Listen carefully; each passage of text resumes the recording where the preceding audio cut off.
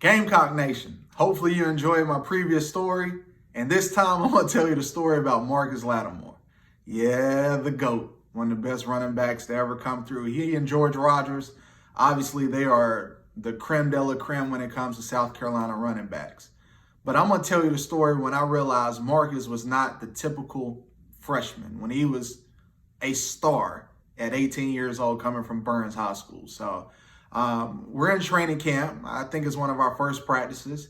And things are starting to get chippy. It's hot.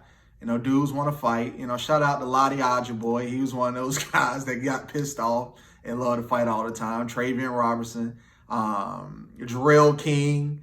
Can't forget you, greatness. You know what time it is. One of our offensive linemen, Big Chiz. Guys were just super competitive. But this one in particular, I was able to be a part of it, but I was watching it from a distance. I didn't have to go out there and put my helmet on anyone. So we're watching Marcus. He's getting some carries, and you know the guy looks up to par. And we did a drill, and we had this dude named DJ Swearinger, number 36, straight out of Greenwood. And I'll never forget. You know, it was a simple run play. Marcus and DJ met in the hole. DJ ended up winning that first battle. They came at each other. Boom, boom, boom. Wham! I was like, uh-oh, okay. Let me buckle my chin strap. You know, anytime that happens in practice, when a defensive player hits an offensive player, a fight usually breaks out, but practice goes up another level where it's like, all right, even though we're not live, we're live. Like everything is live. We're not gonna go out here and try to take anybody down to the ground with chopping them up. But if I get to lay the boom on you, you better be prepared. So DJ won the first one, and it was a clean hit.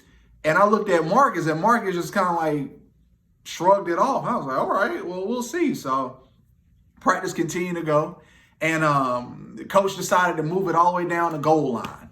So the ball is on the 1 yard line. The defense has to keep the starting offense out of the end zone. It's only run plays, not pass, just runs.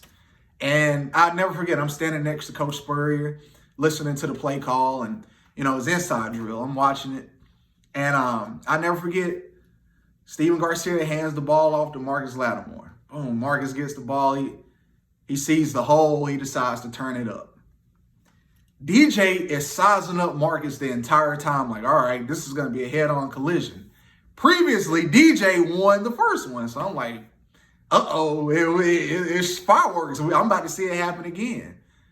And literally, it sounded like a car wreck.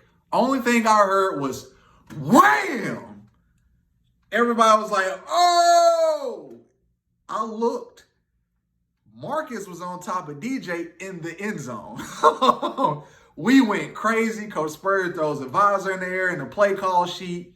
The offense runs in the end zone. We're jumping around on Marcus. You would have thought we won a championship. But to watch a young man go from being a highly touted kid who got all the publicity to proving it to his teammates in the first couple of days of training camp, it just solidified why this guy was great. And he continued to do great things because it not only happened in practice, it happened in William Bryce in front of 80,000 fans. And we can talk about the Georgia game, the Florida game, the Alabama game, you name it.